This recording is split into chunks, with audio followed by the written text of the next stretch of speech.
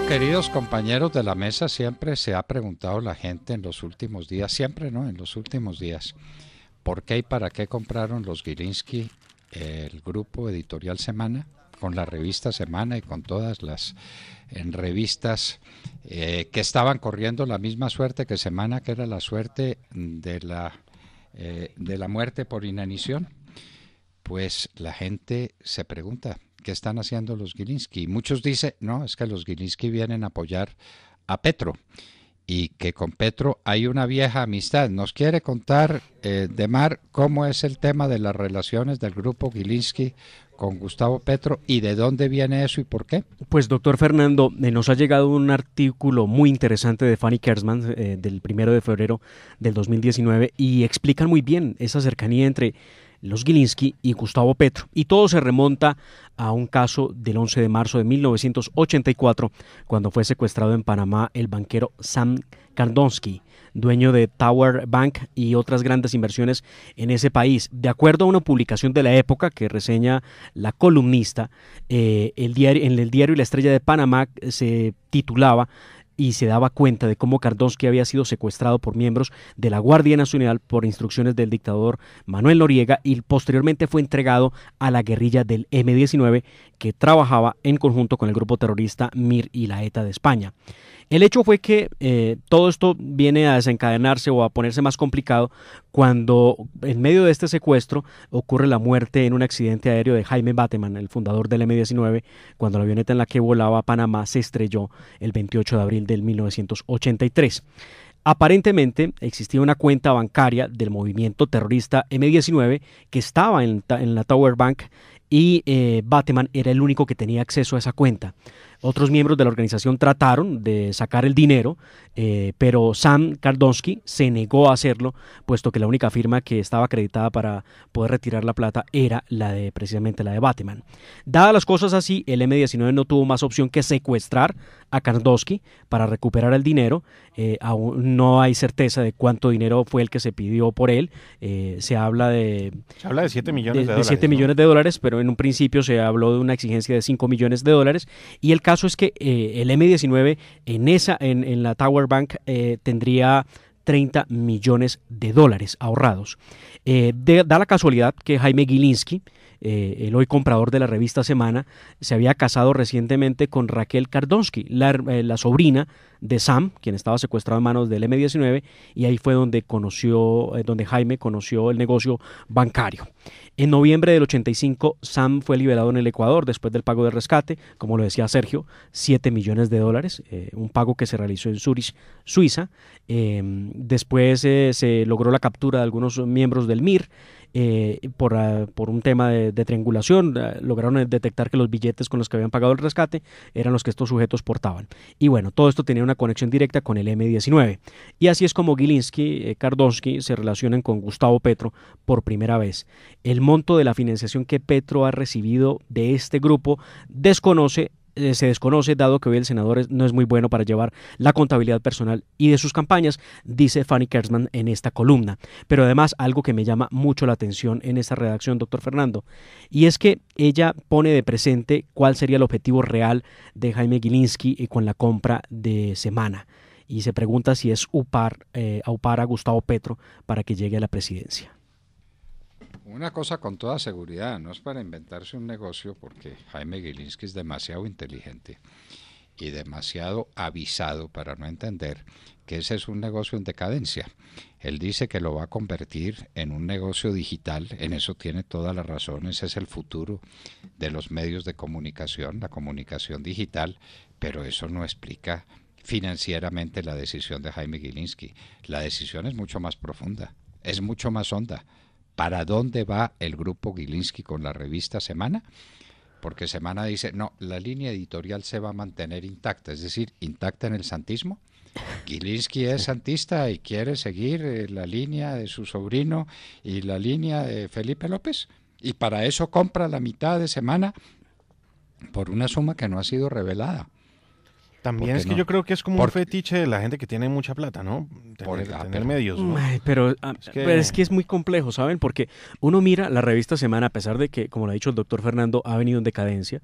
Desde hace muchos años se habla de la crisis de revista Semana, que tuvo muy buen oxígeno porque tenía el gobierno del presidente Juan Manuel Santos durante 8 años, de alguna manera la pauta y demás pudo sostener la revista, pero sí esa cercanía lo lleva a preguntarse a uno si va a ser más amplia la difusión del Grupo Semana en favor de Gustavo Petro, quien estaría obviamente interesado en repetir su aspiración a la presidencia de la República. Sí, ¿será esto para hacerle campaña a Petro? Pues que lo diga, si eso no es un delito, eso no es un delito, dígalo.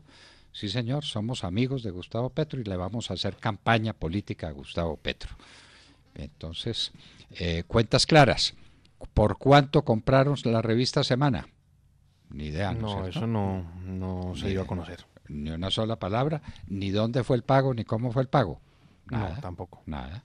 Esas cosas quedan en la sombra y nada nos gusta de lo que se queda en la sombra. Muy bien, la revista Semana, el lío que viene con la familia Kardonsky desde muy atrás, los contactos con el M-19, que son contactos nacidos de una tragedia familiar, el secuestro de este señor Kardonsky tuvo que ser una tragedia para toda la familia, y de allá viene una relación que quedó muy en evidente en el famoso debate en la Cámara sobre la manera como el Banco de Colombia o el grupo, el sindicato antioqueño estaba comprando el Banco de Colombia a partir del Banco Industrial Colombiano, un debate en el que intervino muy activamente Gustavo Petro, enfrentado a los amigos del grupo antioqueño, encabezados por Oscar Darío Pérez, que hizo un excelente...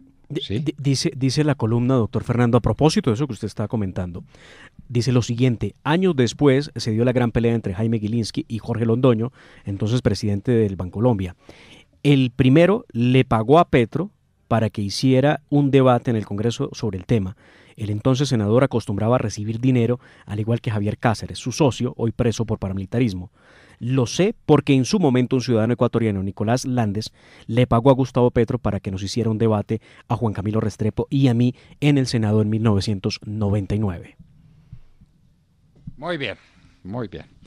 Bueno, queridos amigos, ¿qué más les vamos a contar a nuestros oyentes al oído en la mañana de hoy? Pues muy comentado el tema de la inseguridad que afecta a todo el país y en especial a la capital de la montaña, Medellín, en donde ayer un joven youtuber fue asesinado, murió por una bala perdida, esto en medio de un fleteo que se presentaba en el barrio El Poblado. La gente está desesperada. El barrio El Poblado, como ¿Sí? Decir el Chico en Bogotá. Sí. Sí, la gente está desesperada, doctor Londoño. Bueno, ya pero, la gente no sabe qué hacer. Hoy nos dijo Cristian Garcés que la situación de Cali es 2 o 3 veces peor que la de Medellín. Sí, pues de hecho en las últimas horas se reporta una bebé de aproximadamente 1 año de edad herida también por una bala perdida. Puede ser. Ay, no puede ser. ¿En Cali? ¿En dónde? En Cali. En el barrio Potrero, Potrero Grande, eso es el oriente. En donde quiera que sea, qué horror. ¿Quién le va a poner orden a esto? Qué horror, qué horror. No, el que logre atacar la fuente del problema, uno tiene que ir a la fuente. Uno no puede atacar las consecuencias, como quiere AMLO ahora hacer, que le ha decretado la paz a los grupos ilegales, a los bandidos, a los narcotraficantes, pero que eso sí va a controlar el homicidio. Eso es imposible. Está haciendo un acuerdo. La cosa está en la fuente, ¿Cuál es la fuente? El narcotráfico. Aquí la cosa es sencilla, no nos cansaremos de repetirla. Si el narcotráfico no se derrota en Colombia, estamos perdidos. Así, de sencillo. Y resulta que fumigación aérea depende de la Corte Constitucional. Esos científicos ecologistas van a decir si el glifosato le hace daño a quién, a las culebras y a los micos que están en la selva.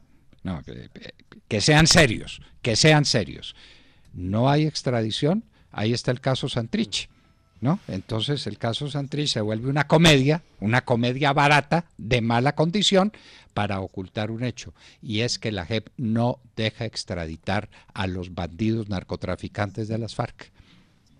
Pues porque son los mismos, porque la JEP le pertenece a las FARC. Esa es la realidad. Y sí, nos pero vamos la pregunta es si esa actitud de la JEP se enmarca dentro de lo que las autoridades norteamericanas definen como conspiración para no extraditar narcotraficantes. Sí, es una obstrucción o no al proceso. Pero por supuesto. Pero claro que sí. No van a dejar extraditar a ningún miembro de las FARC, porque a cada uno le van a seguir un proceso previo en Colombia. Y cuando le sigan el proceso, ¿qué pasa? El señor ya está procesado.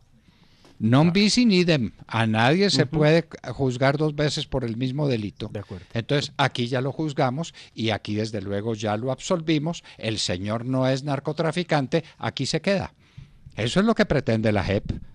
Pues porque la JEP son los amigos de las FARC, por Dios, entendámoslo de una vez por todas. Recuerden quién nombró magistrados a los de la JEP. Los nombró un bandido de la ETA, un bandido de Sendero Luminoso y un bandido de los Montoneros, con una farmacéutica comunista y con un magistrado de la Corte Suprema reconocido comunista también. Entonces, ¿cuál es la sorpresa? Y súmele a eso las declaraciones que han dado las FARC. La única vez que comparecieron ante ese tribunal, si se puede llamar tribunal, recordemos por ejemplo Timochenko, cuando saludaba con beneplácito y tanto cariño y emoción el tema de estar sentado en una criatura que ellos habían parido. En su propio invento. Entonces, pues, y es que, doctor Fernando, mire, las imágenes son inolvidables. Pero no ponga a Timochenko a parir, no, tampoco.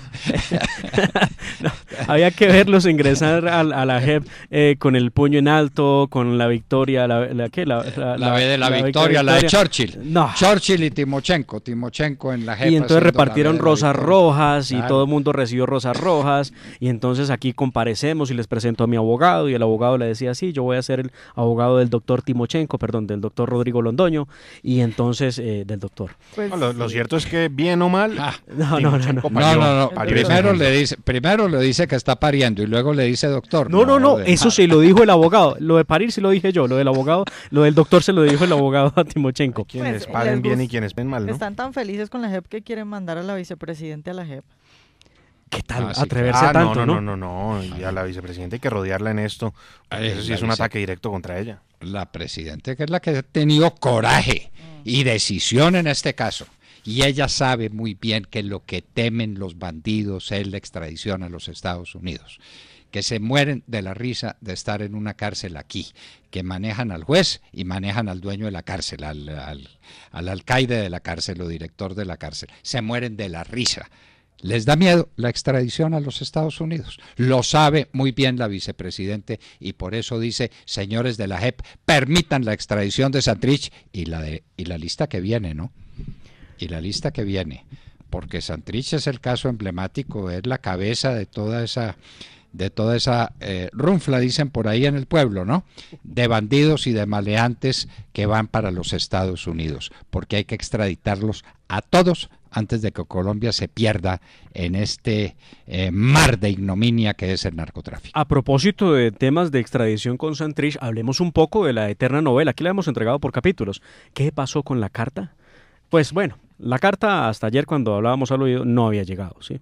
Pero ya, a la carta ayer en la tarde ya se confirmaba que había sido recibida por el Departamento de Estado de los Estados Unidos, que acusó pues del recibo la señora Sabrina Mayor, de la Oficina de Asuntos Internos del Departamento de Justicia, emitió el acuso de recibo del que fue notificada Colombia. Entonces ya, la carta está en manos de los Estados Unidos, ahora esperemos a ver qué es lo que va a entregarle Estados Unidos a la Justicia Especial para la Paz, aun cuando desde los mismos Estados Unidos han dicho, no tenemos por qué entregarle pruebas a nadie. Pero es obvio, los Estados Unidos, ¿qué hace? Si acaso le mandan eso a la Corte de Nueva York y dice, oiga, le están pidiendo a usted pruebas desde Colombia. Y dice, yo no le entrego pruebas a nadie. Yo quiero juzgar a ese señor aquí, que me lo manden extraditado. El sitio donde lo tengo que juzgar es acá. ¿Por qué razón? A ver, ¿por qué razón? Porque el delito cometido por Santrich es un delito cometido contra la seguridad de los Estados Unidos. Porque la cocaína golpea la sociedad americana, porque envenena su juventud, porque fomenta las bandas criminales que allá también existen, porque destruyen la sociedad de los Estados Unidos. Es un delito contra los Estados Unidos, porque aquí no lo están juzgando, aquí no le están haciendo nada. Lo pide la Corte de Nueva York, mándemelo. ¿Qué pruebas? Como que pruebas, aquí se las propongo. Y a propósito de pruebas que hay del Chapo, el juicio del Chapo Guzmán, que Colombia no quiso seguir de cerquita, ¿no? ¿Cuántas cosas hubiera aprendido Colombia en ese juicio contra el Chapo Guzmán? Entre otras, la relación entre los mafiosos del Valle del Cauca y el general Óscar Naranjo. ¿Por qué no fuimos allá? ¿Por qué no tenemos ese proceso? ¿Y por qué no le armamos sobre esa base un procesito aquí al general Naranjo para que explique cómo eran sus relaciones con Chupeta y con los otros bandidos? Sí, porque en el proceso se dijeron varias cosas relacionadas con colombianos, pues claro, por supuesto, entre ellos el tema del testimonio de Chupeta. Y los envíos al cartel de Sinaloa. Sí, de hecho el juicio se retrasó porque han pedido volver a revisar el testimonio de Chupeta. Sí, y no han podido, y van ya por el cuarto debate, y no han podido el jurado de conciencia. Y entonces pidieron una semana más de plazo, de periodo probatorio, porque quieren revisar las declaraciones de Chupeta. Entonces, de una vez, ¿por qué no pidan al general Naranjo para que vaya y le conteste a Chupeta? ¿Y por qué no le piden al expresidente Ernesto Samper también que vaya y aclare, no? Claro, que también lo mencionaron y también explicaron cómo eran las relaciones de ellos con Ernesto Samper y con el cartel del norte del Valle y qué tienen que ver con el crimen de Álvaro Gómez Hurtado. ¿Cuántas cosas interesantes hubiera sabido la Fiscalía si hubiera tenido la diligencia, doctor Londoño, la mínima diligencia? Sí, la diligencia para mandar un funcionario suyo a que escuche el proceso contra el Chapo Guzmán, pero no, eso no lo hace. La Fiscalía, a través de Montealegre, recuerdan ustedes que creó un cuerpo diplomático inmenso. ¿Un cuerpo diplomático paralelo? Sí, claro, por supuesto. Costosísimo, además. Costosísimo, además. Debiera estar en la cárcel. Solo por eso debiera estar en la cárcel el señor Montealegre. ¿Y ha estado la doctora Springer en eso? Iba con ella a los Estados Unidos. Bueno, deje esos paseitos, las cosas íntimas, para qué discutirlas en público. Sí, se iba a pasear con Springer a Washington y entonces reunía a la gente, los funcionarios de la embajada, y para que hubiera un gringo subieron al vigilante de la puerta que era gringo. Entonces el señor Montealegre y la señora Springer se dirigieron al pueblo norteamericano a través del vigilante de la embajada. Muchos fantoches. Hay una pregunta, y es eso de que la JEP no puede pedirle pruebas a Estados Unidos. ¿No es algo que ya el gobierno debiera estarle diciendo a la JEP? Es decir, estamos perdiendo tiempo y yo no veo a nadie, o por lo menos no en alto tono y en medios de comunicación. Marta Lucía Ramírez. Eso sí es cierto. Se lo dijo con toda claridad. ¿Cuáles pruebas? Aquí no hay que mandarle pruebas. A ese señor hay que extraditarlo y la JEP lo tiene que extraditar. Que las pruebas las exhiban allá. Ya con las que tenemos es suficiente para saber que lo están persiguiendo por hechos ocurridos después de diciembre del 2016, que es todo de lo que se debe ocupar la JEP. De nada más. ¿Quién se lo dijo? Marta Lucía Ramírez. Ella sí tuvo el coraje de decirlo. Sí, porque aparte de Marta Lucía Ramírez, yo no veo a nadie, o sea, todo el mundo le está siguiendo el juego a la JEP, que hay que esperar a ver qué dice la JEP, que si la JEP da plazo o no, que si la JEP dice que sí o si no, pues a que alguien les diga a los de la JEP que no pueden hacer eso. Marta Lucía Ramírez, la única persona de valor que en Colombia está diciendo lo que hay que decir, y Ervin Hoyos debe estar extraditado. En otro gobierno. No, Santrich. Ervin Hoyos. Es que estaba hablando aquí de Ervin Hoyos, que va a pasar con nosotros. Discúlpenme de ese lapsus lamentable. Santrich debe irse para los Estados Unidos con todos los bandidos de los carteles. De esos carteles nos va a hablar ahora Ervin Hoyos, precisamente, y ese fue mi lapsus por el que vuelvo a pedir disculpas. Y hay que hacer una novela, doctor Fernando, de cómo avanza la investigación para localizar a alias El Paisa en las selvas colombianas. No, ya. Eso fracasó. No, ya. ¿Cómo? Hombre, se lo cuento pues al oído porque usted no ha entendido. La comisión llegó allá y apareció un delegado del Paisa y le dijo, vea, el paisa les manda razón. De que está muy lejos, está en Arauca, muy ocupado con las cosas que tiene que manejar, con los actos terroristas que tiene que organizar. Y que les manda saludes y que no se va a presentar ante la JEP. Entonces, no lo busquen más. Y se devolvieron de allá con esa razón. Les mandó razón. Ah, claro. Sí. Bueno, muy importante. Ah, bueno, sí, muy importante. Es muy importante que esa JEP reciba razones de los bandidos. ¿Y dónde está Márquez? ¿Dónde? ¿Dónde está Pacho Chino? ¿Dónde? ¿Dónde está Fabián Ramírez? ¿Dónde? ¿Dónde está Romaña? ¿Dónde? ¿Dónde está todas las FARC? ¿Dónde está la famosa Paz de Santos? ¿Dónde? Bueno, muy bien. Ay, ¿dónde? Entonces, no, pues, precisa- siguiente pregunta, diría. Siguiente pregunta, vamos a oír a Ervin Hoyos, con quien cometí un dislate, un disparate por el que le vuelvo a pedir disculpas. Yo iba a hablar de Santrich y hablé de Ervin Hoyos, a quien tenía aquí en mente y en mi pantalla, porque nos va a hablar de cosas muy importantes. El ELN estaba destruido en el año 2010, apenas existía. Por ahí estaban Pablito y otros bandidos refugiados en Venezuela. Y de pronto Ni siquiera volvió. Pablito estaba en la cárcel. Pablito estaba en la En la cárcel. La cárcel, señora sí. Teresa Moya no lo había soltado todavía, Ajá. ¿no? La señora Teresa Moya Suta, que nunca explicó cómo mandó a Pablito con un pobre vigilante del IMPEC para que le hiciera compañía. Ujú. A Al, ese al que muchacho. mataron y... Obviamente, pues, imagínese usted. Lo mataron, rescataron a Pablito, se fue para Venezuela y ahí está parte de la tragedia de Colombia porque Pablito es el gran organizador. Es como el paisa de las FARC, es el Pablito del ELN. Bueno, en un minuto estaremos con Ervin Hoyos, director de la organización Voces del Secuestro y presidente de la Federación Colombiana de Víctimas. En un minuto y les hablábamos Al oído. Al oído. 7:42.